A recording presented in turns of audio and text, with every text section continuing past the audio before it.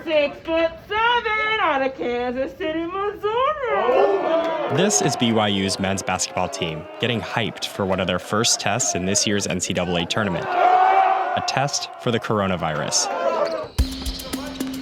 March Madness is now underway. I'm back. And COVID-19 is the opponent every team is facing.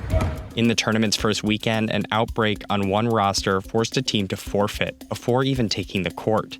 Others have competed without key players. The winning team is going to be that can keep themselves as safe as possible, right? But safety isn't just up to the teams. The NCAA has created so-called controlled environments in Indianapolis, where the men are playing, and San Antonio, where the women are. In order to pull this off, the NCAA did what it does best, which is write lots and lots of rules. Last year, the virus put March Madness and the nearly $900 million in revenue it brings on ice. So what are the protocols the NCAA put in place to keep COVID-19 from upending this year's tournament? And are they working? Last year, we knew nothing about this virus. Now we know a lot. Now we have testing. Last year, part of the reason we canceled the tournament is there wasn't enough testing available to do the testing we needed to do. Much of the NCAA's COVID-19 playbook centers around testing, quarantining, masking, and distancing.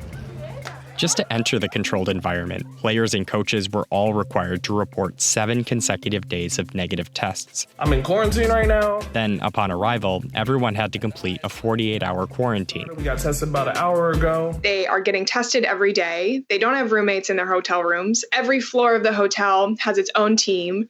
And getting to practice involves a very intricate dance of timing of, who can be in the elevator when they can walk across the lobby. Everything down to the minutia is thought of. That's because one negative test has the potential to cause a domino effect. That's a bucket. Once a player tests positive, any other player that is deemed as a close contact will also be required to quarantine, potentially missing the opportunity to play. Some people will say, well, you're being too cautious. Absolutely. I think you're being cautious because there's a lot of things are at stake here.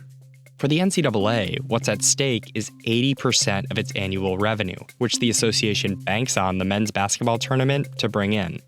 When the NCAA's revenue gets curtailed, that means that all of the money that it gives out to support the athletic departments at every one of the 1,000 member institutions that make up the NCAA, they also get hurt and they get less money. Last year, the NCAA's distribution to all schools was projected to be $600 million. It ended up being just $225 million after the tournament was canceled. In order to avoid kind of an existential financial crisis, the NCAA really made it a priority to make sure that it could hold the tournament this year and continue to recoup some of those revenues. For players and coaches, what's at stake is the chance to be national champions. A title VCU's men's team lost before they even took the court. The team reported multiple positive tests in the 48 hours preceding their first-round game. VCU did not specify how many members were deemed close contacts and thus required to quarantine, but teams need a minimum of 5 healthy players to compete.